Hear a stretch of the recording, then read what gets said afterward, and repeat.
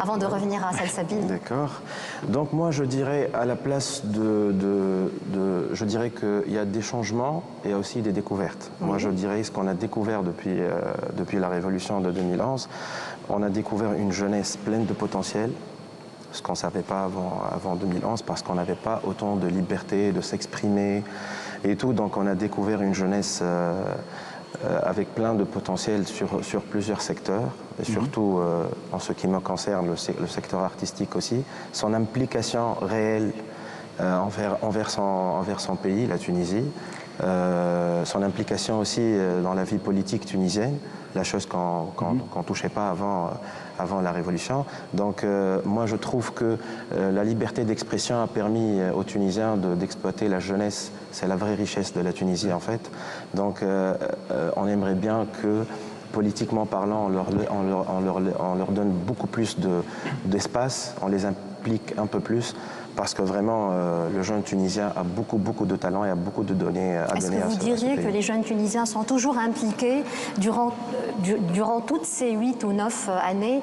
Par exemple, cette année, dans le processus électoral, on dit qu'il y a une sorte de protestation, une sorte de démission, une sorte de punition des jeunes qui ne vont pas vers les urnes, qui ne veulent pas exprimer leur voix. Il faut rappeler qu'il y a la moitié des Tunisiens qui ont voté. Hein. 47%. 47%. Nous avons eu 47% des électeurs. Il faut dire que ne pas aller vers les urnes pour le jeune Tunisien, ce n'est pas de la nonchalance, c'est en fait une façon d'exprimer son mécontentement envers la classe politique actuelle. Oui. Donc pour lui, même si parfois c'est pas toujours la bonne façon de le faire, mais pour lui, c'est ne pas aller vers les urnes, c'est une punition quelque part, mais ça ne veut pas dire que le jeune Tunisien n'est pas vraiment impliqué. Ce qui veut dire que beaucoup de Tunisiens, notamment les jeunes, ne croient déjà plus à la politique après 8 ans à peine après la Révolution. Olfa Bellassine. Salsabil n'a pas parlé aussi. Oui.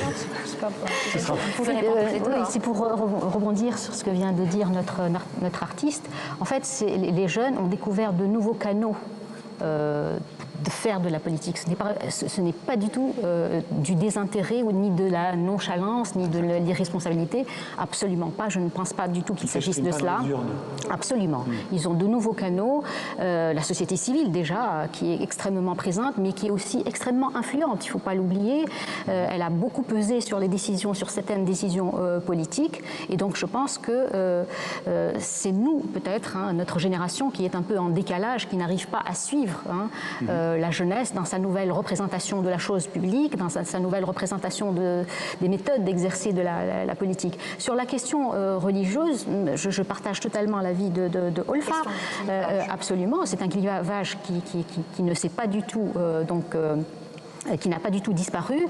Et je pense que c'est une bonne chose qu'il se soit invité dans l'espace public. Il ne faut pas oublier que ce sont des questions qui tordaient les Tunisiens bien avant 2011, mais que personne n'osait débattre, c'est-à-dire publiquement. Et puisqu'il parlait de découverte, les Tunisiens aussi se sont découverts. On n'a pas uniquement découvert les jeunes, mais nous nous sommes découverts les uns les autres parce qu'effectivement, la parole s'est libérée. Et donc la question religieuse s'est invitée dans l'espace public. Et je pense qu'il est plus sain d'en débattre publiquement que en underground. Oui, peut-être juste pour Moi, je voulais ajouter quelque chose par rapport à la jeunesse. C'est vrai que qu'on ne voit pas les jeunes dans les premières lignes de la vie politique et publique, mais ils sont derrière, ils sont dans les réseaux sociaux et on a vu pour la campagne présidentielle, pour le premier tour, les jeunes propulser le favori de la campagne présidentielle. Ce sont eux qui se sont engagés pour le faire connaître. Complètement inattendu. Oui. C'est quand même un bouleversement de l'échiquier politique tunisien. Exactement, mais selon les sondages, on nous dit que ce sont les jeunes et les jeunes universitaires qui se sont engagés, qui ont fait une campagne digitale parce qu'ils maîtrisent ces outils-là.